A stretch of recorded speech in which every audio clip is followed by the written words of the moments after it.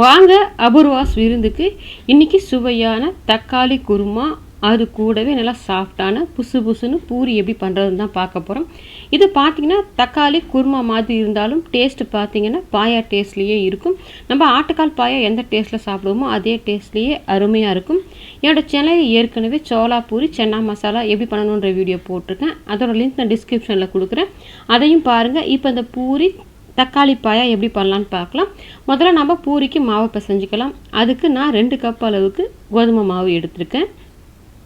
அது கூடவே இந்த கப்பால் ஒரு 50 கிராம் அளவு இருக்கும் மைதா சேர்த்துக்கணும். மைதா சேர்த்து செய்யும்போது நல்லா பூரி புசு புசுன்னு வரும். கலரும் பார்க்குறதுக்கு நல்லாயிருக்கும். நான் கொஞ்சமாக சேர்த்துருக்கேன், நீங்கள் வேண்டானா கூட விட்டுடலாம். அது கூடயே இந்த மாவுக்கு தேவையான அளவுக்கு உப்பு சேர்த்துட்டு தண்ணி ஊற்றுறதுக்கு முன்னாடி நம்ம உப்பு, அந்த மைதா, கோதுமை மாவு எல்லாம் ஒன்றா சேர்ந்து வர்ற மாதிரி நல்லா கலந்து விட்டுடலாம். இப்போ நான் உப்பு நல்லா கலந்து விட்டுட்டேன். இப்போ நம்ம தண்ணி கொஞ்சம் கொஞ்சமாக சேர்த்து ஒரே சேர்த்துடாமல் கொஞ்சம் கொஞ்சமாக சேர்த்து நல்லா சாஃப்டான கெட்டியான மாவாக பிசைஞ்சிக்கணும். நம்ம ஒரே தண்ணி சேர்த்துட்டோம்னா மாவு தண்ணி ஆகிடுச்சுன்னா பூரி நமக்கு நல்லா புசு புசுன்னு வராது. நீங்கள் சப்பாத்தி மாவை விட கொஞ்சம் கெட்டியமாக இருக்கணும், அதே சமயத்தில் மாவு சாஃப்டாக இருக்கணும், அந்த மாதிரி பிசைஞ்சிக்கோங்க. இப்போ பார்த்தீங்கன்னா மாவு பாருங்கள் நல்லா சாஃப்டாக பிசைஞ்சு எடுத்துகிட்டு வந்திருக்கேன். இந்த மாதிரி தான் இருக்கணும். கொஞ்சம் சப்பாத்தி மாவை விட கொஞ்சம் கெட்டியமாக இருக்குது பாருங்கள். இந்த பதத்தில் தான் மாவை பிசைஞ்சிக்கணும். இப்போ நான் மாவு நல்லா சாஃப்டாக பிசைஞ்சிட்டேன்.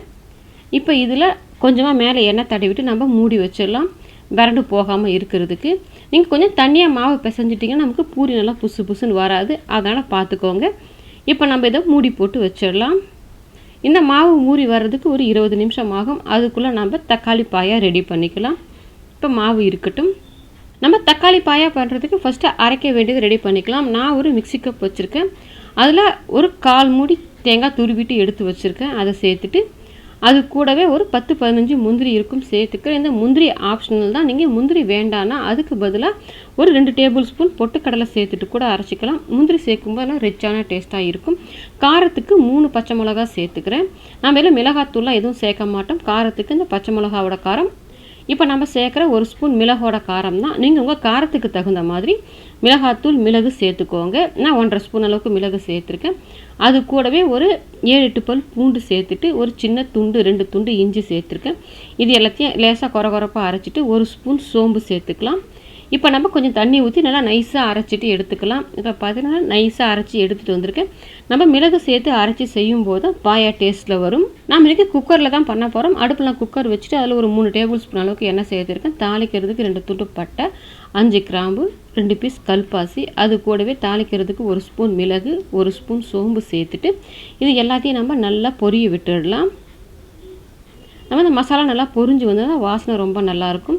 இப்போ நான் 2 மீடியம் சைஸ் வெங்காயம் எடுத்து நல்லா பொடியை கட் பண்ணிவிட்டு வச்சுருக்கேன். நல்லா பொடியை கட் பண்ணிக்கோங்க, அப்போ தான் நமக்கு குருமா நல்லா திக்காக வரும். அதனால் பொடியை கட் பண்ணிவிட்டு சேர்த்துட்டு வெங்காயத்தை நம்ம நல்லா வதக்கிக்கலாம். இப்போ வெங்காயம் நல்லா வதங்கி வரட்டும். இப்போ வெங்காயம் பாருங்களா கலர் மாறி வதங்கி வந்திருக்கு. இந்த அளவுக்கு நல்லா வெங்காயம் கலர் மாறிட்டு வதங்கி வந்த பிறகு நான் ஒரு 3 தக்காளி எடுத்துகிட்டு அந்த தக்காளி இந்த மாதிரி பெருசாக தான் கட் பண்ணியிருக்கேன். இந்த மாதிரி பெருசாக கட் பண்ணிவிட்டு நம்ம நல்லா வதக்கலாம் கூடாது. இந்த மாதிரி எல்லாம் ஒன்றா சேர்ந்து வர்ற மாதிரி அப்படியே 1 நிமிஷத்துக்கு மிக்ஸ் பண்ணி மட்டும் விட்டுடுங்க. ரொம்ப வதக்காதீங்க. தக்காளியை போட்டு இந்த மாதிரி மிக்ஸ் பண்ணி விட்டுட்டு நம்ம அரைச்சி வச்சுருந்த அந்த தேங்காய் பேஸ்ட்டை சேர்த்துட்டு அது கூடவே இந்த பாயாவுக்கு தேவையான அளவுக்கு தண்ணி சேர்த்துக்கலாம். நான் மிக்ஸி கப் அரைச்சிட்டு ஒரு டம்ளர் அளவுக்கு தண்ணி சேர்த்துருக்கேன். அது கூடவே இன்னும் ஒரு 1 டம்ளர் தண்ணி சேர்த்துக்கிறேன். உங்களுக்கு குருமா எந்த கன்சிஸ்டன்சிக்கு தேவையோ அதுக்கு தகுந்த மாதிரி நீங்கள் தண்ணி அட்ஜஸ்ட் பண்ணிவிட்டு கலந்து விட்டுடலாம். நம்ம முந்திரி சேர்த்துருக்கிறதால கொதிச்சு வரும்போது கொஞ்சம் திக்னஸ் கொடுக்கும். அதுக்கு தகுந்த மாதிரி தண்ணி சேர்த்துக்கோங்க. இப்போ எல்லாத்தையும் நல்லா மிக்ஸ் பண்ணி விட்டுட்டு இந்த பாயாவுக்கு தேவையான அளவுக்கு உப்பு சேர்த்துக்கலாம். இப்போ நம்ம உப்பு சேர்த்துட்டு குக்கர் மூடிட்டு 2 விசில் மட்டும் விட்டோம்னா போதும். ஜாஸ்தியெல்லாம் வைக்க வேண்டாம். 2 விசில் மட்டும் வந்துட்டு ப்ரெஷர் ஃபுல்லாக தானாகவே அடங்கி வந்துடட்டும். இப்போ நான் 2 விசில் விட்டுக்கிறேன். இப்போ 2 விசில் விட்டு எடுத்துட்டோம். ப்ரெஷர் ஃபுல்லாகவே தானாக அடங்கிடுச்சு. இப்போ நம்ம ஓப்பன் பண்ணிடலாம். இப்போ பாருங்கள் நல்லா அருமையாக நமக்கு பாயா ரெடி ஆகிருக்கு. கடைசியாக நம்ம இதில் ஃப்ரெஷ்ஷான கருவேப்பிலை, கொஞ்சமாக கொத்தமல்லி இலை சேர்த்துட்டு கலந்து விட்டுடலாம். நமக்கு நல்லா டேஸ்ட்டான தக்காளி குருமா, தக்காளி பாயா ரெடி ஆகிடுச்சு. நீங்கள் எப்படி வேணால் வச்சுக்கலாம். நமக்கு பாயா டேஸ்ட்லேயே ரொம்ப அருமையாக ரெடி ஆகிடுச்சு. இது பூரியோட மட்டுமில்லை, சப்பாத்தி, ஆப்பம், இட்லி, தோசை எல்லாத்துக்குமே நல்லாயிருக்கும். இப்போ நமக்கு குருமா ரெடி ஆகிடுச்சு. அடுத்து நம்ம பூரி பண்ணிக்கலாம். நம்ம மாவு பாருங்கள் ஊற வச்சு வச்சுருந்தது நல்லா ஊறி வந்துடுச்சு. அந்த நம்ம பாயா ரெடி பண்ணுற கேப்லேயே நம்ம இப்போ ஒரு 2 நிமிஷத்துக்கு லைட்டாக கொஞ்சம் அழுத்தம் கொடுத்து பிசைஞ்சோன்னா மாவு நல்லா இன்னும் சாஃப்டாக இருக்கும். நமக்கு பூரி நல்லா சாஃப்டாக கிடைக்கும்.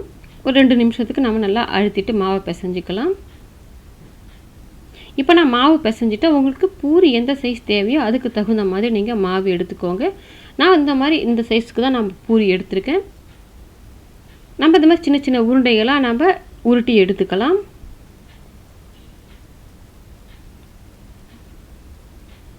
இப்போ நான் மாவை உருட்டி வச்சுட்டு ஒரு சப்பாத்தி கட்டை வச்சுருக்கேன். நம்ம ரெடி பண்ணி வச்சுருந்த மாவில் ஒரு உருண்டை எடுத்துகிட்டு லேசாக எண்ணெய் தொட்டிட்டு உருட்டிக்கலாம்.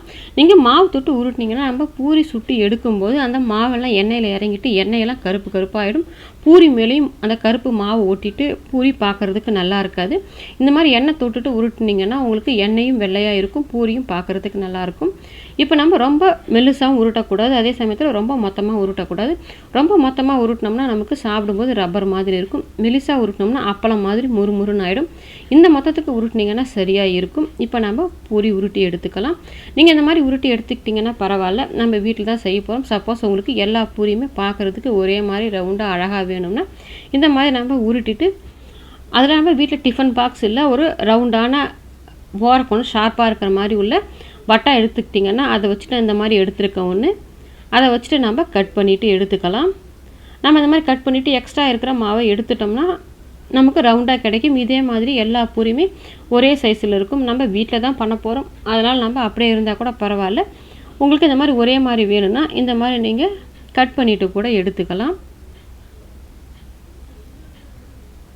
இப்போ நான் அடுப்பில் பூரி உருட்டும் போது எண்ணெய் காய வச்சு வச்சுருக்கிறேன். அதில் நம்ம வச்சுருந்த பூரியை போட்டுட்டு நீங்கள் லைட்டாக இந்த மாதிரி ஜல்லிக்கரண்டி வச்சுட்டு அழுத்தி விட்டிங்கன்னா உங்களுக்கு பூரி நல்லா புசு புசுன்னு எழும்பி வரும். நீங்கள் மேலே எண்ணெயெல்லாம் அள்ளி ஊற்றணும்னு அவசியம் இல்லை. இந்த மாதிரி நம்ம ஜல்லிக்கரண்டி வச்சு லைட்டாக ப்ரெஸ் பண்ணி விட்டோம்னாலே போதும்.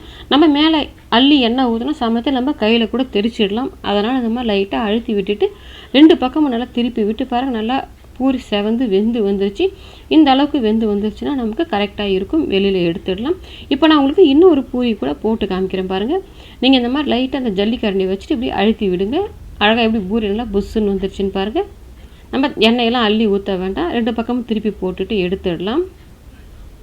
நமக்கு நல்ல சுவையான தக்காளி பாயா, அது கூடவே சாஃப்டான புசு புசு பூரி ரெடி ஆகிடுச்சு. நீங்களும் உங்கள் வீட்டில் ட்ரை பண்ணி பாருங்கள். ரொம்பவே ருசியாக இருக்கும். எல்லாருமே விருப்பமாக சாப்பிடுவாங்க.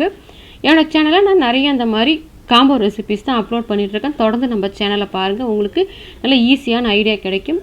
லைக் பண்ணுங்கள், ஷேர் பண்ணுங்கள், அபூர்வாஸ் விருந்துக்கு சப்ஸ்கிரைப் பண்ணுங்கள், கூடவே பெல் பட்டனையும் கிளிக் பண்ணுங்கள். அப்போ தான் என்னோடய அப்லோட்ஸ் எல்லாம் உங்களுக்கு உடனடியாக கிடைக்கும்.